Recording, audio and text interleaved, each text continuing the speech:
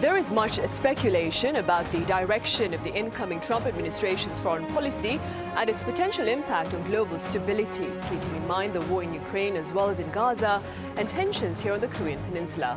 We have more in Press Perspective today.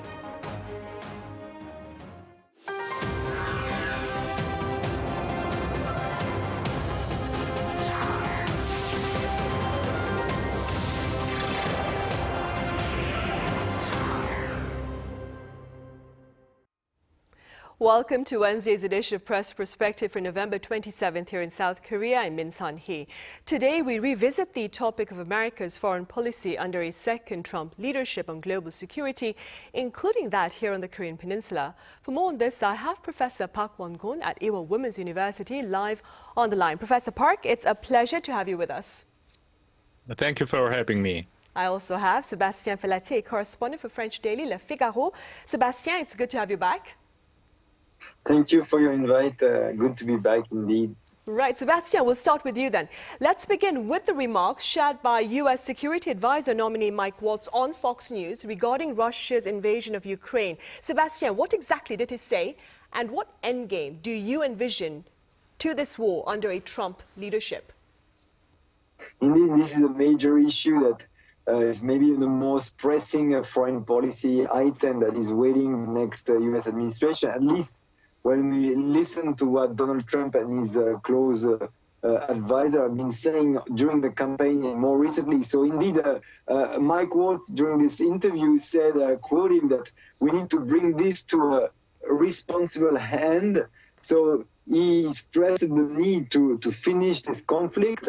That's echo what Donald Trump said in the campaign trail, where he said, I quote him again, he said he could stop that war in 24 hours. So this is clearly the focus of this new team that is gearing up for the White House. The whole question is, how do you achieve that? I mean, this second Trump administration will invest a lot of resources on trying to finish this conflict in Europe. And the bigger picture here, the implication bigger for US is to refocus its strength on the Asia-Pacific front and at countering China.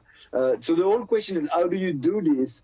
And how do you deal with Vladimir Putin? Because in the end, it's all about this. Because it's one thing to say you want to finish a conflict, but you need to have it takes two to tango, and you need, of course, the Ukrainian to be on your side, but you also need Russia and Vladimir Putin to agree to a peace solution. And this is a big question: how is Donald Trump going to achieve that? We know that he has been in contact with Vladimir Putin. Allegedly, we know that there is some possibility of direct contact, and clearly this item is being discussed. The whole question is what kind of guarantee you can provide to Ukraine to convince them to sign up for a deal, to give up the fight. So one possibility when we look at how Donald Trump has been behaving in the past in his first time, he often has been raising the bar in order to then climb down and negotiate a deal. So the whole question is whether next year when he's in charge, is he going to raise the bar? I mean, Mike Waltz in his interview mentioned about the needs, according to restore deterrence and restore peace. But restore deterrence means you also need to tell your opponent, the Russian, that you are ready to support and to increase the cost of continuing the conflict. So the whole question is whether this administration is going to jump into conversation and whether Russia is open to that, or whether there first need to be a kind of a rate of tension. And we've seen the recent move from the Joe Biden administration to allow long strike missile to be used by the Ukrainian side. And it seems that the Trump team is also supporting this. So let's see how the first coming months going to go. But it might be first tension and then at the same time some peace overture. Right then, Professor Park, what are your thoughts regarding a potential Trump-framed ceasefire deal for Ukraine and Russia, do you believe a fair deal will be sealed? Or do you fear that a deal that simply extends victory to Russia will be the case? Well, we are not sure at this very moment because there are so many speculation about this so-called peace deal or the truce between Ukraine and Russia. And even though, as just Sebastien mentioned, that Trump had a pledge to finish this war within 24 hours. Of course, it's practically impossible to finish this this war within 24 hours. But there are a couple of the suggestions that made by the Trump's people, including the, of course, Vice President-elect J.D. Vance. And overall, I can say that their offer is like a frozen conflict. It's similar to what the Korean War has ended. Of course, it's not the permanent end. We don't have the peace treaty. We just have a ceasefire and truce, and very similar thing. And there are a couple of characteristics. First, simply accept the two parties, the current situation. I mean, the current front line that both Russia and Ukraine should accept. In this kind of situation, if it's applied, and then Ukraine will lose 18% of territory, including the Crimea. And on the other hand, Russia already reoccupied around 50% of the Kursk region. So it's giving far more advantage to Russia. And at the same time, second, the offers that made by the Trump's people is that no permanent membership in NATO for the Ukraine. At least some people say like 20 years, and Ukraine shouldn't participate in NATO. And third one is of course, if the Ukraine and Russia finally agree to some kind of agreement, then United States will continue to support Ukraine. Of course, we know that Trump would not directly support Ukraine. All the burden and responsibility are going to go to the NATO countries. Right. Sebastien, keeping in mind what Professor Park has just said, what would be the broader implications of a ceasefire deal in favor of Russia by perhaps freezing the war on the territories right now and providing Russia with more Ukrainian land? What would that mean for Europe as a whole?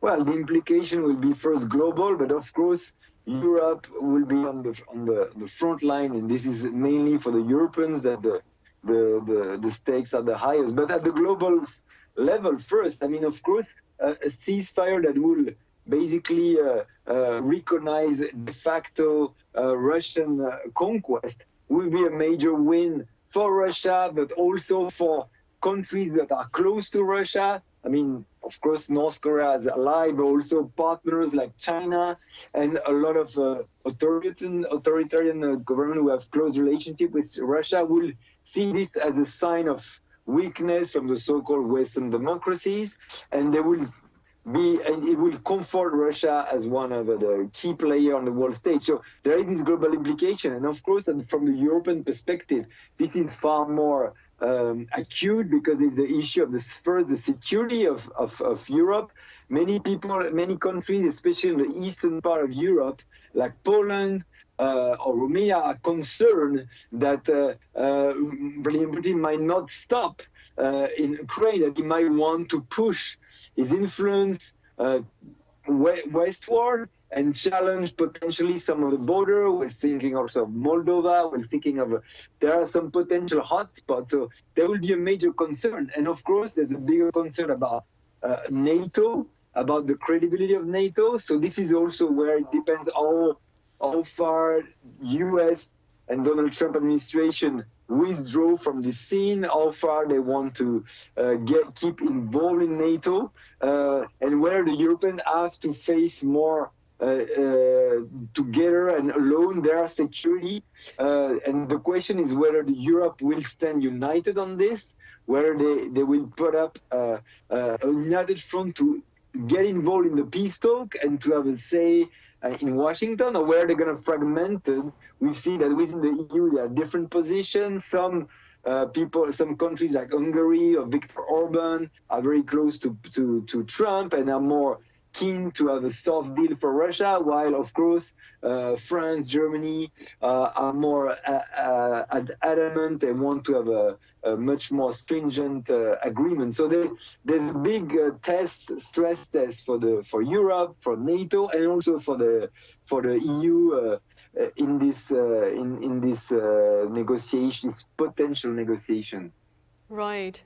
Meanwhile, Professor Park, during the same interview with Fox News, Mike Waltz claimed, and I quote, South Korea is thinking about getting involved in Ukraine's counteroffensive against Russia. Now, this past weekend, Russia's foreign ministry warned South Korea against arming Ukraine, asserting that it would, and I quote again, respond in every way. Professor Park, what ways might Russia's response include, and how worried should we be? Well, I should answer a little bit differently because you see, the cooperation between Russia and North Korea is a really daunting challenge and kind of an existential threat to South Korea. And especially, of course, there should be some compensation for the North Koreans' dispatch to Russia. And South Korea is really worried about these two things. First, Russia already our South Korean government officials mentioned that, but South Korea maybe support some weaponry. And for example, like SS-300 anti-ballistic missile system or MiG-21 or 23 fighters. Or there's also speculation that Russia would give some kind of nuclear and missile technology to North Korea. Those are these very clear red line for South Korean security. So if Russia crossed this red line, and then South Korea, we have no choice but to open all the possible options. That is, of course, including our supply to weapon to Ukraine war. So I said that Russia is the one who care about this whole situation, not to escalate further.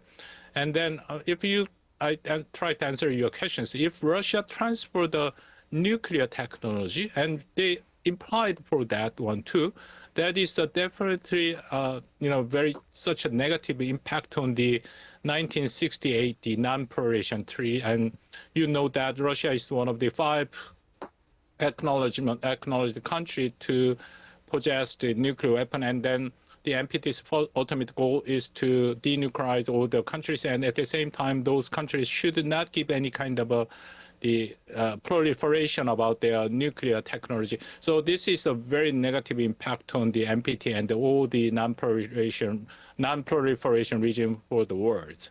Right, for sure. Sebastien, meanwhile, beyond Europe, we also have raging war in the Middle East between Israel and Hamas. Now, a truce has been signed between Israel and Hezbollah, but the fight against Hamas continues. That being said, Sebastien, what can you assume with regard to Trump's policy for the Middle East based on his list of nominees thus far? Well,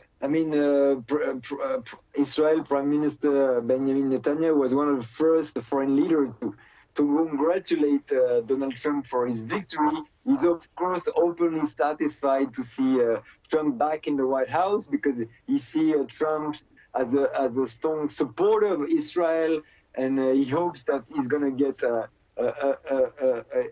full backing from Washington in the second term, and the appointment of the top team of Donald Trump speak in that direction, because we've seen that, of course, the appointment of Mike Waltz or the appointment of Elise Stefanik as the UN ambassador are all very pro-Israel people, and Mark Rubio also as foreign secretary. All these people have expressed very strong support for Israel, and these are, of course, welcome news in Israel, and this seems to signal a full support for the Jewish state, and a disappointment from the Palestinian side.